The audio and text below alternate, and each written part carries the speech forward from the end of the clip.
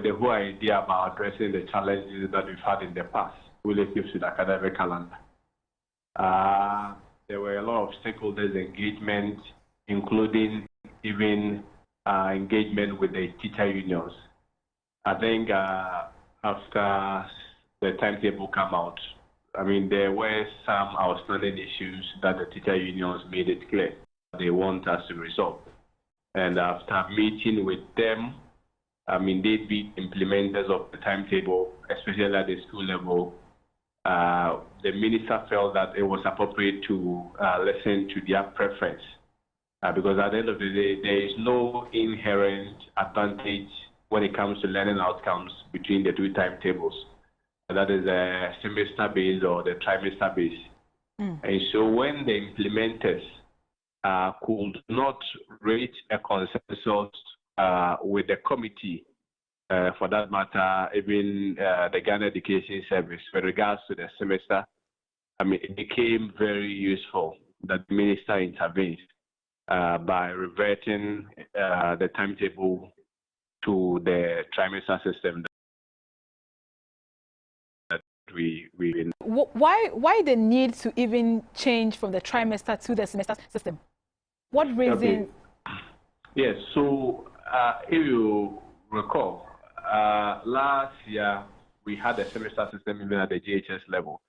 And of course, there were some concerns that were raised by parents in terms of parents who had walls at the GHS level and also at the KG level. A lot of times you realize that most of these kids at the GHS level often guide their kids in the KG to school. So when those in KG vacate, of course, they were running the trimester system, so they usually vacate early. You realize that it has a very direct correlation on absenteeism at the GHS level, and there are research to support that. We actually did some studies in some of our selected districts, and so we felt that this was the right opportunity to align the timetable so that we have a harmonized tempo between the KG and up to the GHS level. And that we felt we needed to do some level of engagement. After the engagement, the unions felt that they rather prefer the trimester system. And of course, I mean, as implementers, we needed to give them that level of preference. And so that is why the minister made that decision. Points well made. But say, the latest calendar is for the year 2022 to 2024. Will the semester system be reintroduced again once this academic calendar is over? As of now, we are going with the trimester system, unless anything comes about. For now, that is what we are going by. At the GHS to KG level, it is the trimester system that we are going to use.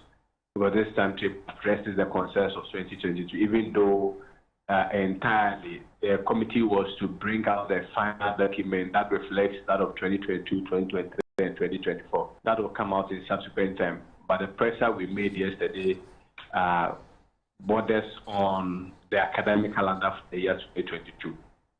Thank you very much, sir. We are most grateful. Speaking with Mr. Kweku Kwarteng of the Ministry of Education, he just gave his thoughts on the reinstatement of the trimester academic system for basic schools from kindergarten to junior high school. Still on education, over 4,500 junior high school teachers in the 12th district of the Bono region have been allocated a laptop each under the government's One Teacher, One Laptop initiative. The laptops are to help the teachers build their capacity in the area of ICT.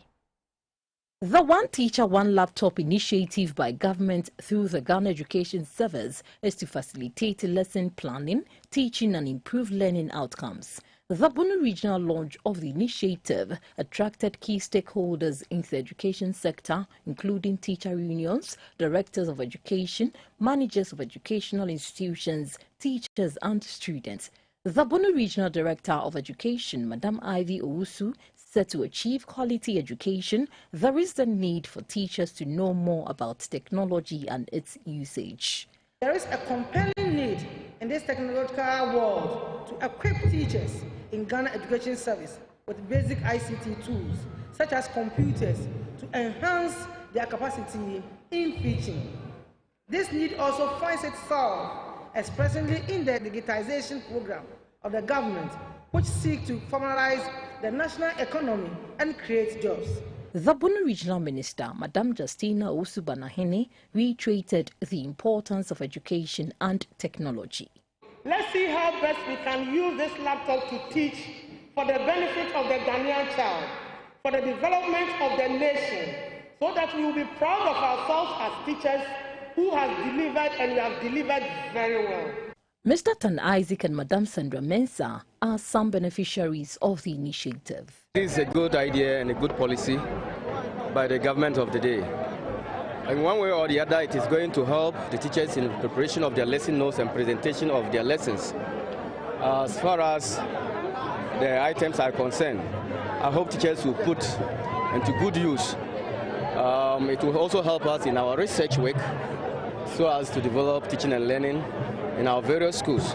Ghanaian children are really lacking pronunciation, so we will use it, and then as well as we've got certain pictures for them widely, and then they will see it clearly. It will help us.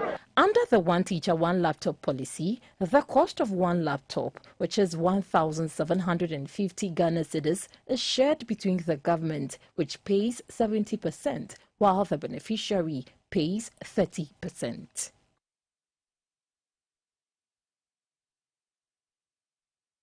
The Yilo Krobo State MA Basic School at Salosi, a suburb of Somanya, the eastern region, has been renovated and opened for use. The structure has for years been in a deplorable state, affecting teaching and learning.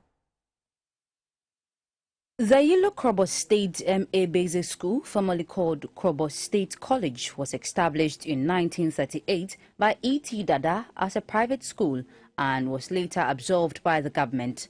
The school has never been renovated since then. The head teacher of the school, Mr. David Kwejofusu, said due to the dilapidated structure, the school is forced to close when it's about to rain. This, he says, affects teaching and learning, hence the poor performance of the pupils in the BECE. He said several promises by well-wishers, including the Yilo Krobo Municipal Assembly, yielded no results.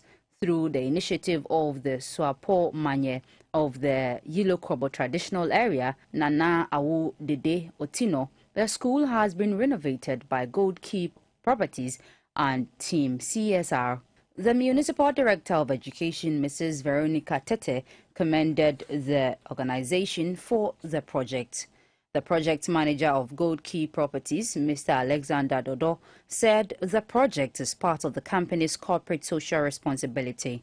We have a foundation, that is a foundation. We plan on rehabilitating and building 50 schools across the country. And this happens to be one of such projects that saw the day of light. The Chief Executive Team CSR, Mr. Jonathan Ekwamwa, urged management and teachers of the school to maintain the structure to enable it to serve its purpose. Gold Key Properties, one of my corporate partners I've been working with for many years, decided to take on this initiative. They spent close to 100,000 Ghana cedis to refurbish the school and all of the other things that are involved. We do the other blocks as well. And so they partnered with me to come and do this work. They provided the funding. We came on the ground, made sure that the work was done, supervised everything, brought the community together, and this is the commissioning that we've finally done today.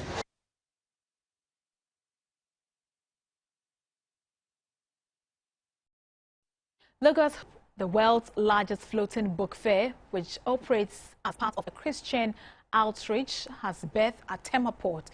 It is open to the public from January 21, 2022 to February 27, 2022 at the Klenka Gassem Gate. The Lagos Hope vessel carries books on board for both adults and children to share knowledge on Christian values and culture to communities worldwide.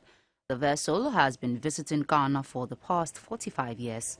As part of its activities this year, the team will undertake free eye screening and distribution of eyeglasses at some parts of the country. The managing director of Lagos Hope, Mr. Randy Grebi, said Lagos Hope aims to offer help and provide hope to the world. Over the last 2 years, yes, we have had to slow down because of this world pandemic that Captain talked about, but we actually were able to spend some time assisting a nation that had a volcano, like multiple eruptions of volcano. We also visited a ravaged nation that had a hurricane. Many lives were lost. We were able to assist with that as well. And so that is, we do more than just books. We're able to share with different types of relief projects as well. And of course, we share hope.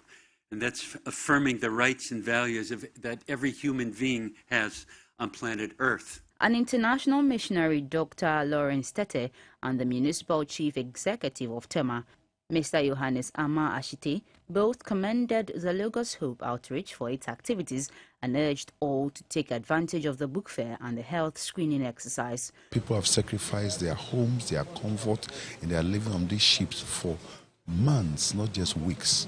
And we all need to play our quota as we come together to create a massive united front to build a better world. It is now an unquestionable fact that investing in human capital builds a nation. From the famous sociologist Emil Durkheim, whom I happen to admire, wrote that education enables us to gain an understanding of common values in society, which include moral and religious ones and self-discipline. Broadly speaking, the world is not waiting for us. It is moving. And here, I'm wondering where the years have gone or how time has moved so fast that as a lost boy in Lagos too, the future indeed belongs to those who confront it. The MCE also used the occasion to call on all Ghanaians to take part in the Operation Clean Your Frontage campaign. You're watching News Hour still on GTV and GBC. The call to invest in the general well-being of the aged in the country is again being highlighted. A memorandum of understanding to establish a strategic partnership to strengthen and promote the universal health coverage of aged persons has therefore been signed in Accra. Old age in many parts of the world has its own challenges. Poor health care, improper nutrition, meager pension packages, lack of care, remuneration after retirement are some of the issues they deal with at their ripe old age. With emphasis on caring for aged persons, ARC Lifestyle Foundation and Great Age Global have entered into an agreement with the signing of a memorandum of understanding to establish a strategic partnership to strengthen and promote the universal health coverage of aged persons. The partnership initiated in Accra will again set up its support for universal health coverage with strong attention to the aging population in other parts of the country. The chief executive of ARC Lifestyle Foundation, Mrs. Eslin Osebunsu, said, with all their experience, it is important to properly care and celebrate the nation's senior citizens. Elderly care has become part and parcel of our society. We cannot brush or put away what they have contributed to our national building. Once our good Lord has blessed and granted them long life, it is our duty to dignify and recognize them. We believe we can make the elderly feel rejuvenated in their lifestyle and prolonged years. For his part, the chief executive of Great Age Global, Mr. Edujemfi Evans, said teaming up with ARC Lifestyle Foundation is necessary since it will add more hands on deck to support this worthy initiative. Some of the speakers lauded the initiative. They say with proper facilities and funding, other persons in the country can be well taken care of. Time to take a quick breather. We'll be back shortly. Please do stay.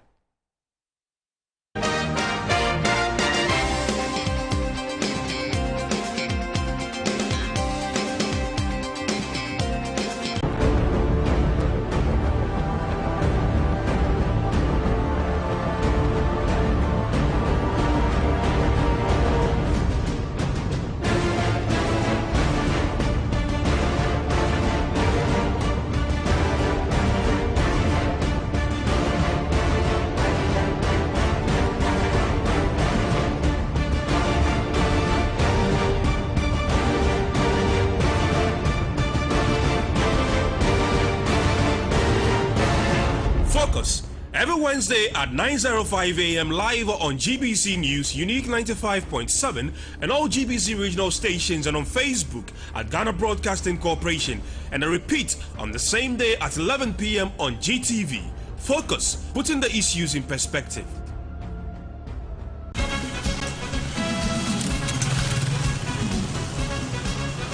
Yes, safety first, yeah? Carry on. Officer, are you doing the devil's work too? Oh, yes, the pay is good. But this driver could cause a lot of damage, you know? Oh, who cares? Upon some they no pity you. Everyone for himself. Aren't you worried the service will dismiss you for conflict of interest? Who's going to tell them about me? You? You are setting a bad example. Am I the first to do this? Oh, do you see yourself stopping this job anytime soon? Not even in my dreams. I should stop. For what? But do you feel sorry if bad things happen? Anyone that falls on the bad side has natural selection to blame. Are you sure you are not the devil? Make you not do Abonsamejuma. Stay alive. This Stay Alive campaign is brought to you by the National Road Safety Authority. There are strong women whose stories teach us perseverance, logic, decisiveness, and self-confidence. Being strong is not just about physical abilities, but also emotional, intellectual, and mental strength. Women's Voice is a platform to hear and share stories to encourage women and girls. Women are the real architects of society. It is they who provide the foundation of power, grace, wisdom, justice, creativity, and hope. Join us live every Monday at 4 p.m. on GBC News and GTV, Wednesdays live at 4 p.m. on GBC News and a repeat on Saturdays at 4 p.m. on GBC News and Sundays at 3 p.m. also on GBC News. Women's Voice. No one can make you inferior without your consent.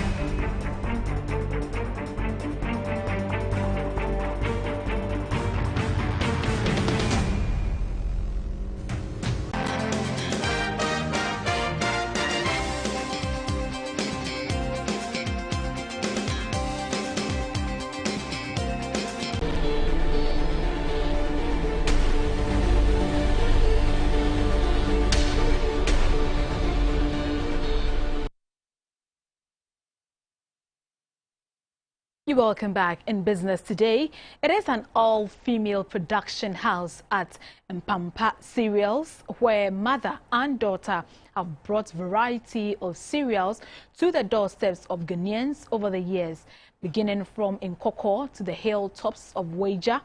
Ejapoma Labi and her mother, Grace Odame, takes us through a normal working day at Mpampa Cereals. Located on a hill overlooking the Weija township is the abode of Juliet Ejapoma Labi, a young entrepreneur engaged in cereal production. Juliet lives with her sister, 3 other workers, plus her 54-year-old mom, Madam Grace Odame, who is the originator of the cereal brand Mpampa Cereals. A normal working day begins at about 5 a.m. after beginning the day with a word of prayer. Madam Odame and the team see to it that the chaff from any ingredient to be used for the cereal production is removed before going into the mill. Today, the Mpampa cereal producers are hand sorting beans as one of the ingredients to be used in the production of Tom Brown. At the milling station, the all-female cereal producers transcend into the male-dominated field of assembling the heavy milling machine. This machine is also dismantled and cleaned thoroughly when changing between the milling of one ingredient to the other. A scenario I found tedious just by observing 54-year-old Madam Grace Odame and her team do it from afar.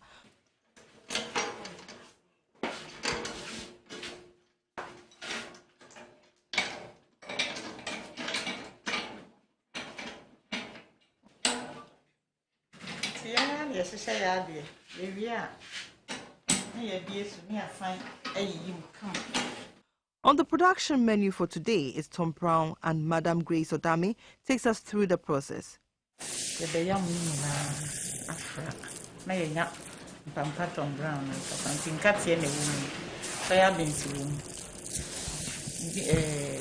millet wom, wom, and feet, and so the penny now said they are with the Albania. I didn't now prepare Tisana, Tom Brown.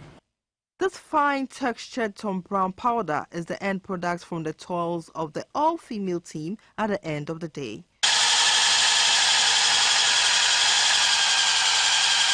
Well, they say what men can do, women can do it and even do it better.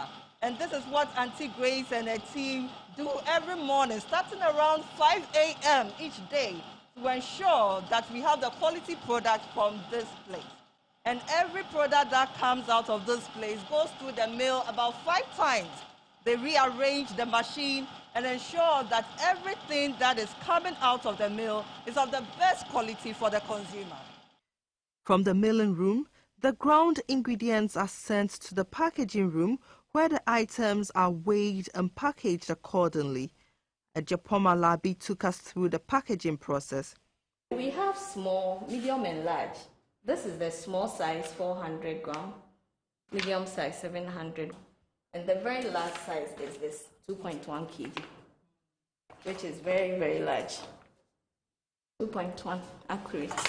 On average, with the help of the 6 employees, Mpampa is able to process 200 kilograms of cereals for the Ghanaian market on a daily basis. From working in a law firm to making cereals, Ejapoma spoke to us about the genesis of the Mpampa cereal brand, which is now an all-ladies family business, except the dispatch rider who sees to it that customers have their ordered commodities in the comfort of their homes and offices. She said it has not been their intention to make it a female business. However, all males that have been hired over the years have resigned, describing it as a tedious job.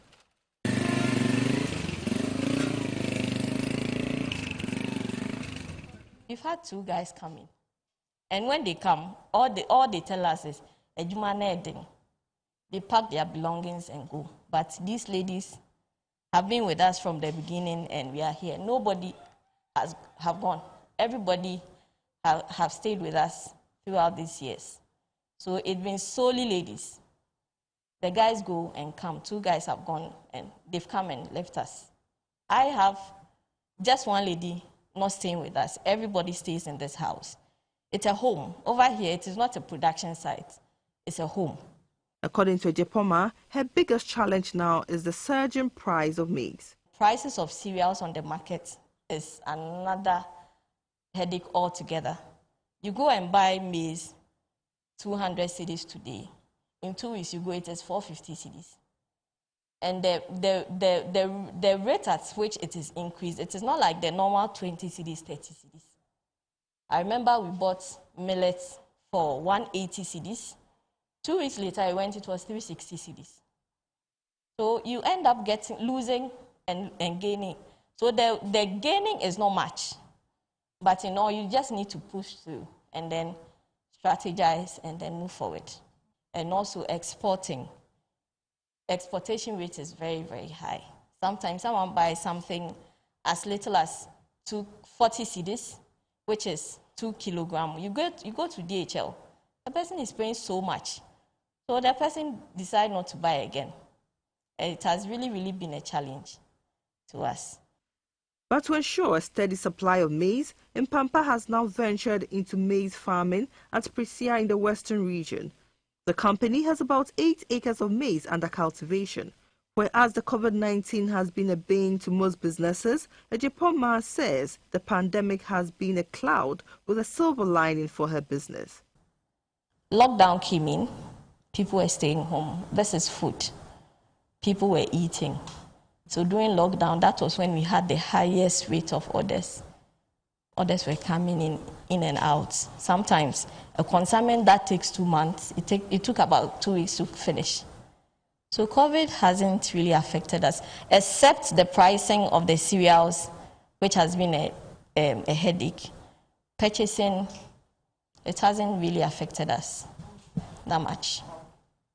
She took us through the over 14 varieties of cereals and powders that have been churned out over the years. We have ataju pudding, which is made of tiger nut and rice, basically used for porridge.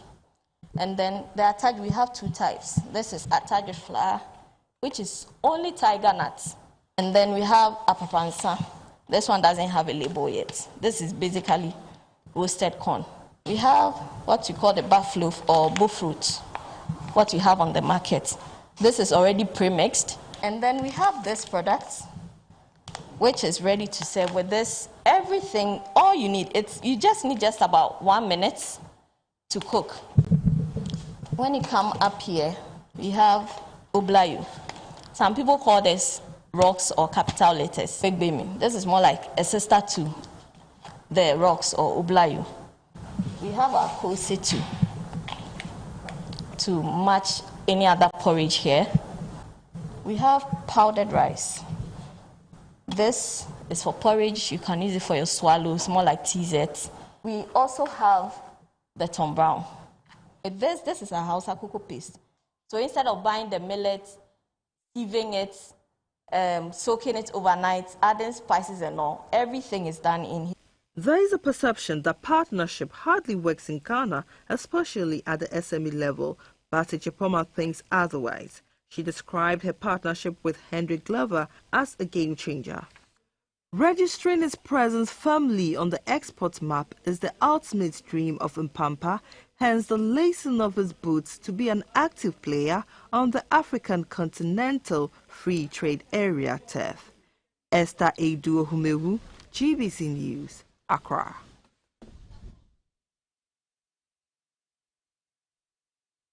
You're watching News Hour live on GBC News and Governance channels. Time to take a quick break. We'll be back shortly. Please do stay.